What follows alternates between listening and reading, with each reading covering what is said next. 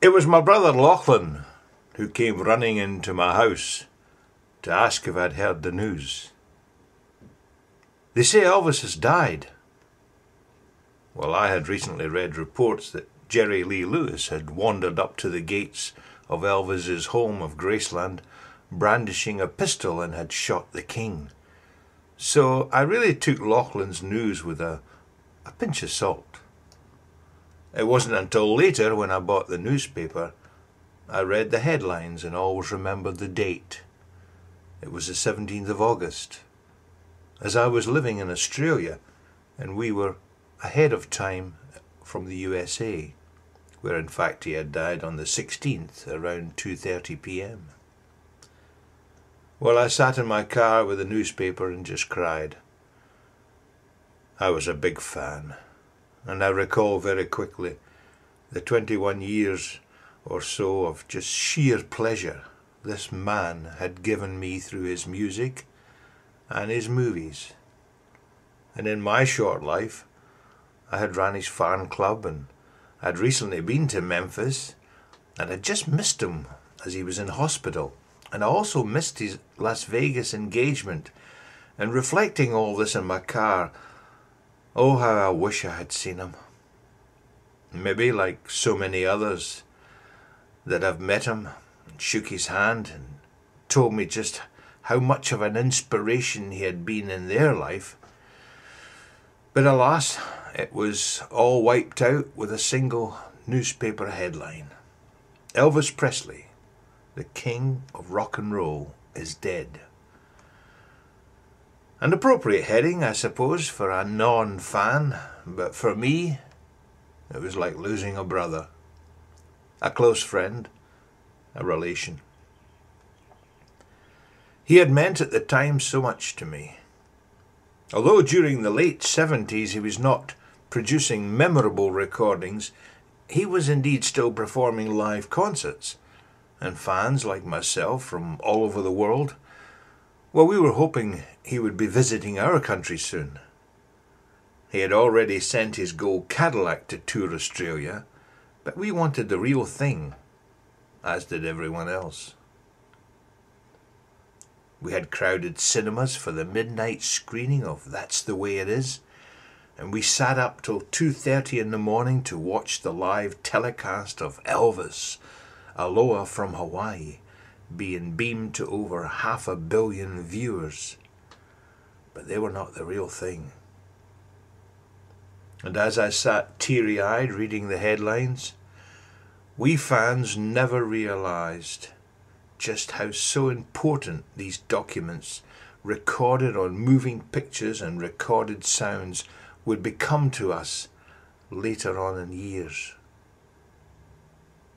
As fans, we have never been better off since Elvis's passing. We've been bombarded with new material, or recently discovered, or is this just greedy people holding out for better deals?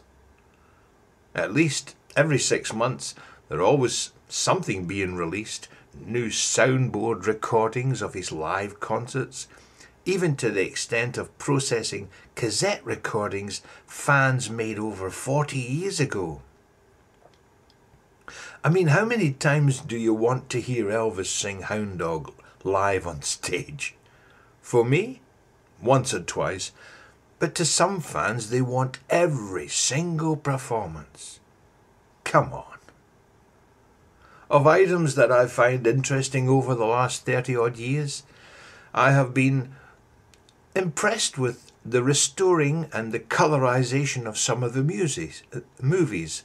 Love Me Tender and Jailhouse Rock, and more recently I think King Creole is coming up.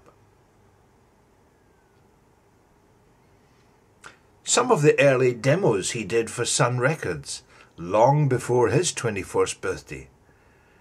Usually a demo record has two sides, but once again the greedy people released one side, and then we had to wait and pay for the flip side. So ridiculous. To me, the wonderful box set that came out, the complete 50s, was never the same after these gems were recently discovered. It was lies. They should have been on this set. They knew about them. We knew about them. But they did nothing. I like the outtakes from his recording sessions, which highlight Elvis's perfection to perfect a performance. What amazed me here was the amount of takes he would do, and then sometimes he would go back to the third or fourth take that was actually the one that would be released. And I love the cutting room floor findings of That's the Way It Is, as this to me was Elvis at the pinnacle of his career. If I had to list stages, my list would probably be 1955 to the end of 1957, 1960 until the end of 62, and possibly 68 until the end of 1970. Shaping it up to these sort of 2 or 3 year bashes at being brilliant. I mean, as you'll notice, I haven't included Aloha from Hawaii because I thought during that press conference he was just high on medication. I mean, I felt he never gave fans of himself there. What a great time for informal chats to what looked like a wonderful audience, but it was just another wham bam, thank you ma'am. The old throwaway songs which only a few years ago meant so much to him. You only have to look closely at the 68 special and you find out what songs he really liked to sing. A lot of music critics used to quote John Lennon when he said, Elvis died when he went into the army. Maybe so. Certainly if you took away a couple of the 1960s songs, Are You Lonesome Tonight, Can't Help Falling in Love, and It Hurts Me, you're left with Elvis singing like just how he came out of the army. And in his defence, just 10 minutes of any part of that show eclipses anything that John Lennon ever did. And that includes Yoko Ono's song Imagine. Listen again, folks, and you will agree it is her song all over. So on the song front, Elvis did let us down, but seemingly only a few times gave a bad performance. He lived to entertain fans. He never entertained the critics. He entertained us. So 30 years have passed since the music has died, 30 years or more now. No one has ever replaced him. I have a superb collection of music, thanks to all of today's gizmos and digital wizardry. For instance, I have an iPod, and it's just for Elvis. Imagine that. All of Elvis's songs, the outtakes, live performances, some that have never been released yet, all together on one iPod. And of course, through iMusic, I have them catalogued on my computer.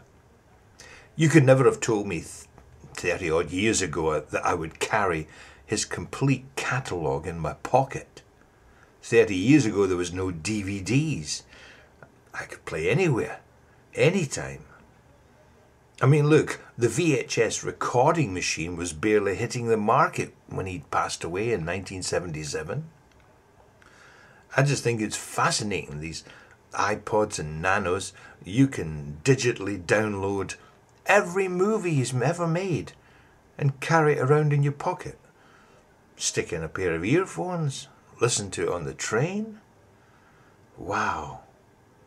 All these things. And all these records, look what they've changed from slate record, the old 78s, to plastic, to the 45s, to cassette, from cassette to CD, and then from CD to iPod. Now, I have his complete catalogue on two DVDs. I simply took my complete iTunes catalogue and compressed them all and have them all on a DVD.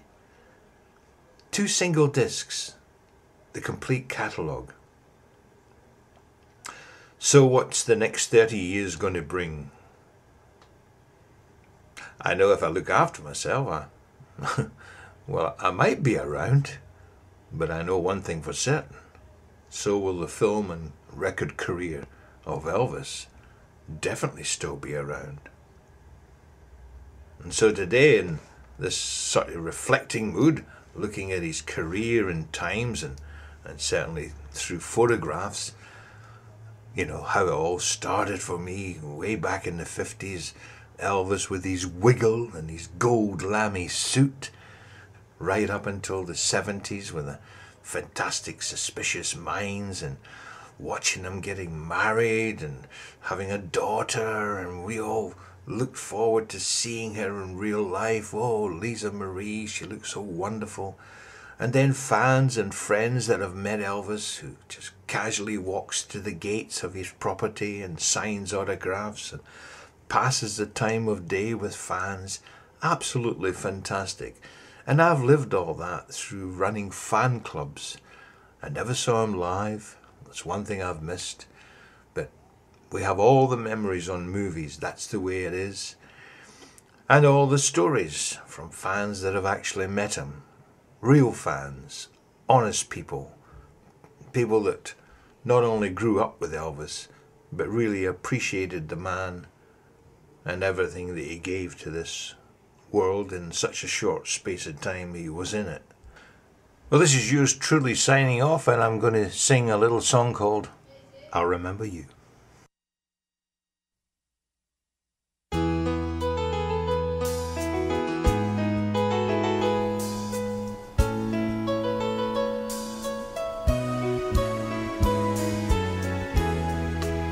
I remember you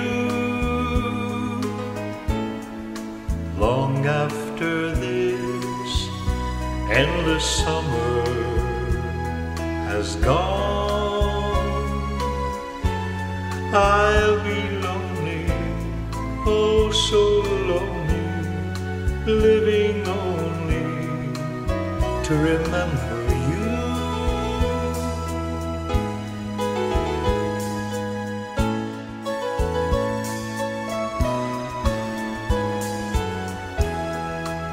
I remember too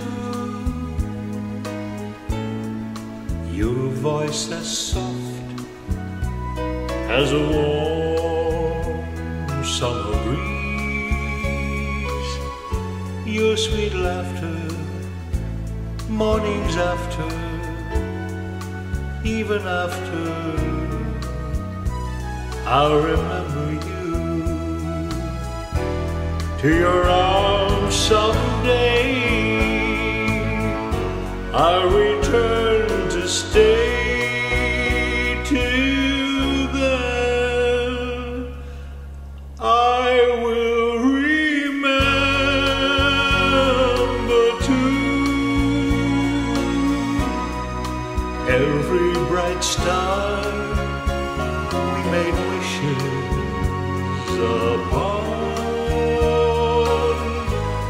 Love me always, promise always,